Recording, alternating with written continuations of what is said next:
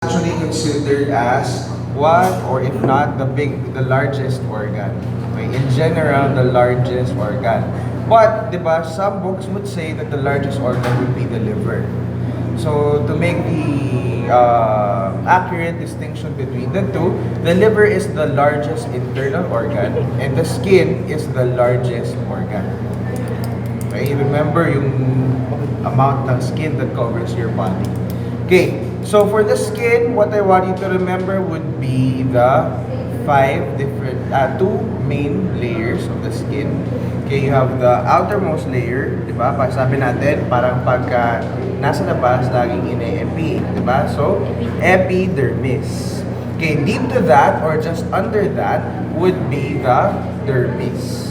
Just remove the epi. Okay. Under that is not part of the skin, but has a layer of adipose tissue or fat cells. You call that your hypodermis or your subcutaneous layer.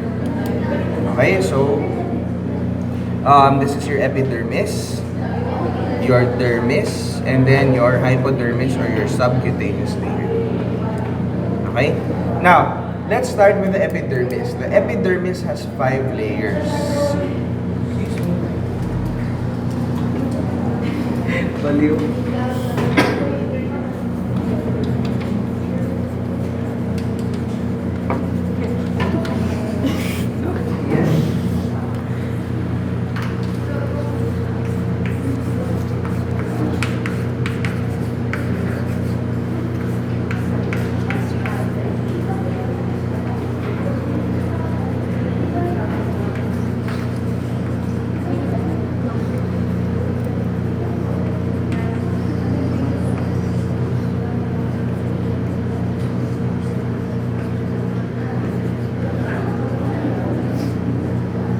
Okay, so you have 5 layers.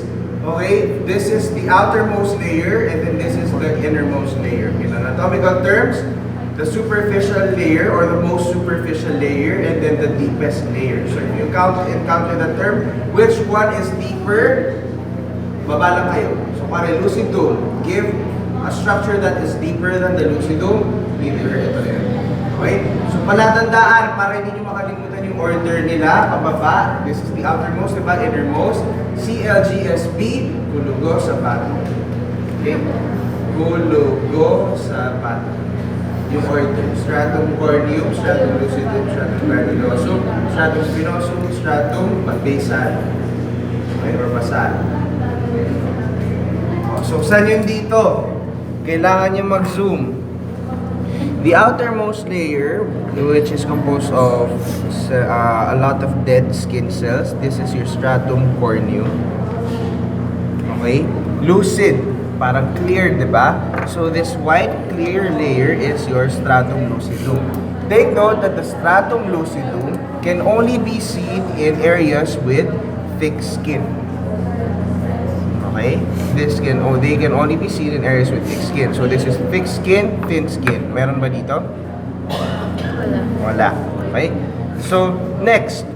Under that, ano susunod? CLG. Ano yung G? Granulosum. Granulosum. Mukhang granules or ng rice. Yan o. Diba? So, stratum granulosum. Remember to always put granulosum before the terms. Okay, strata meaning layer.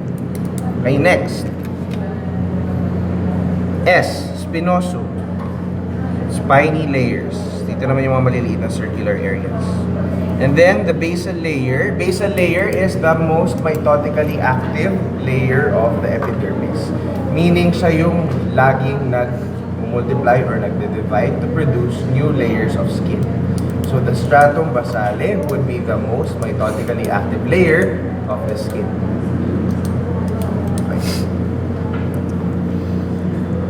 Clear with the layers? Yes. Okay, now, we go to the dermis. Okay.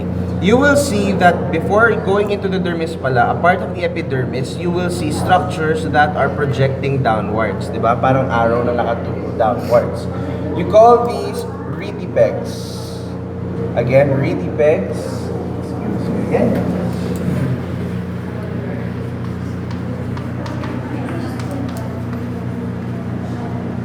So what they do, they just increase the surface area of the skin. Okay, they increase the surface area of the skin. Let's go to the dermis.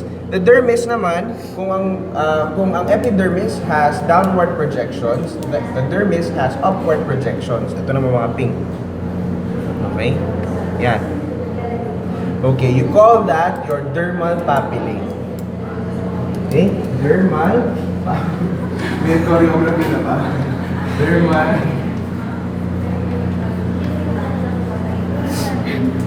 Okay, dermal papillae. Ang galing, no? Mga talaga. Okay, dermal papillae. Now let's go to the layers of the skin, of the dermis. The dermis has two layers. Okay, the most superficial layer of the dermis would be called the papillary region. Bakit? Kasi doon mo makikita yung dermal papillae. Okay, so ito yun. So this part is the papillary region. Now, if you go down, okay, kung saan mo makikita yung mga blood vessels, yan, yung blue, yung veins, and then yung red, yung arteries. Yan naman yung tinatawag na reticular region. Tama ba, reporters? Agree naman? Okay, so your reticular region, and then just under that, okay, you will see the fat cells. So pagka ito ang nakapin, adipose tissue yan. Okay, adipose tissue, and the area or the layer kung saan maraming adipose tissue would be the subcutaneous layer or the hypodermis. Again, true or false? The hypodermis is part of the skin. False. False. Okay? Now, accessory structures that you need to observe. Okay, accessory structures. These are your sweat glands. You normally have two types of sweat glands. Tama? But dito sa model na to, ang meron lang is what you call yung eccrine sweat glands that secrete the sweat directly to the skin. Kasi ang apocrine, guys, dapat kumakabit siya sa hair follicle. Kasi ang function niya, di ba, to lubricate. Nakikita yan sa armpit, okay, yung mga areas na madalas magkaskasan. Okay? So this is your eccrine sweat gland. Guys, I want you to answer very specific. Okay, pagdating sa sweat gland. Okay, you also have nervous structures, okay, or your mga receptors for pain and other sensations. Okay, you have the Pacinian corpuscle. Do you know the spelling? No. Okay, okay. Sulat ko lang yung isa.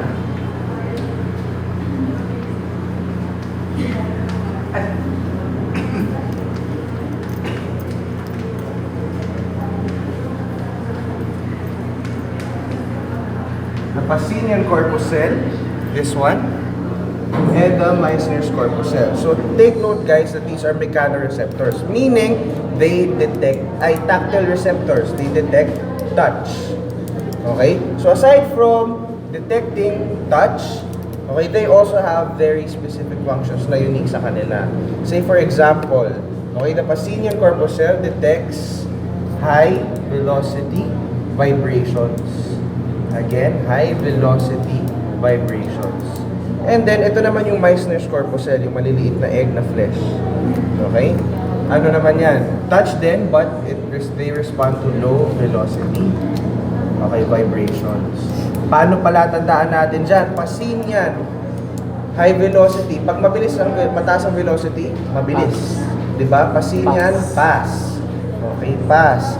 Letter M, Meissner's, M, mabagal. Okay, so slow vibrations, fast vibrations. You also have free nerve endings, tactile receptors. They can also detect or respond to pain. Next, itong muscle na to. This is your arrector pili.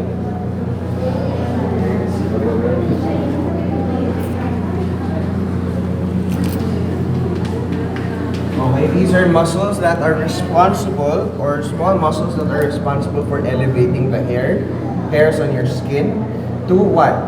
To conserve heat, para hindi mag-escape yung heat basta-basta. Okay, you also have your sebaceous glands or your oil glands. Sebaceous glands or oil glands, and then your hair root and hair follicle.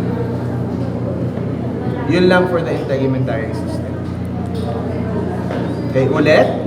So, Dito ulit, yung outermost, stratum corneum, stratum lucidum, stratum granulosum, stratum spinosum, stratum basale, pagkalahat yan. Pag dito lang nakaturo, retipex. Pag ito, dermal papillae. Pagka kunwari naglagay ako ng pin, tatlo dito, magkakasunod, that would be the papillary region. Pag tatlong pin dito sa may baba, reticular region. And then dito, hypodermis. Pag isa lang nilagyan ko, Adipose. adipose tissue. Pacinian corpuscle, Meissner's corpuscle, free nerve ending, eccrine sweat gland, sebaceous gland, of course hair root and hair follicle, and then your erector pili. Okay, review.